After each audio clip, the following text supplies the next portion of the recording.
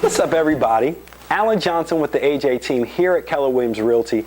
Our ongoing series, should you think about selling your property or are you thinking about renting it and turning it into investment property? So the question that we're going to tackle today are, what are your long-term plans? What are your long-term plans? That should play into whether you think about selling your property or turning it into a rental. So the first thing is, are you moving or are you moving out of the area?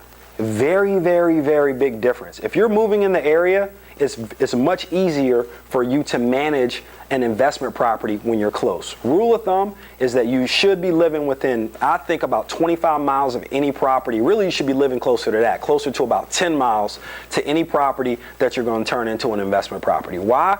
Because when issues pop up, the last thing you need, first of all, you got to deal with the issue. Second, you got to battle traffic getting through there if you live anywhere in the DMV or DC, Maryland, or Virginia. So you want to make sure that you live close to the property. If you're moving out of the area, say you live here and you're moving to California, it's probably not a smart thing to do unless you're planning on moving back into the area and moving into that particular house to keep it as a long-term rental property. It just doesn't make sense.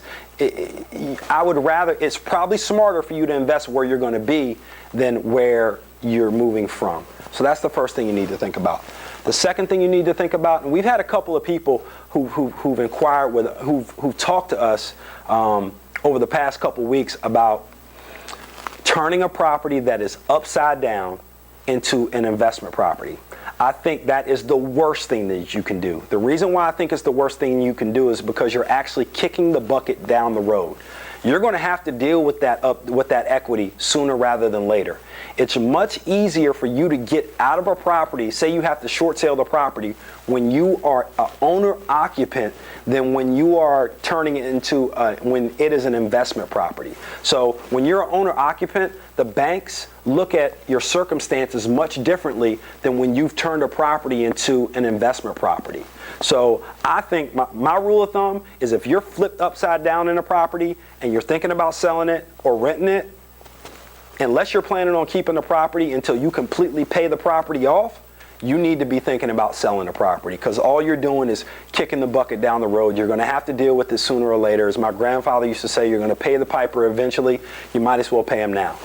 The last thing you want to think about are your long-term plans. Is this property going to be a property you're going to keep for 5 years? Is this going to be a property you're going to keep for 10 years? Is this going to be a property you're planning on paying off?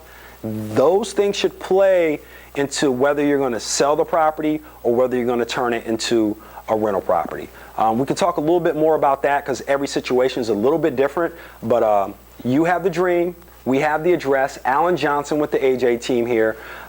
Sell My Home Nova is our website. You guys can always call me with any questions. I have over 10 years of experience when it comes to being a landlord and owning rental properties. Believe me, you can learn from my pain. We'll see you soon.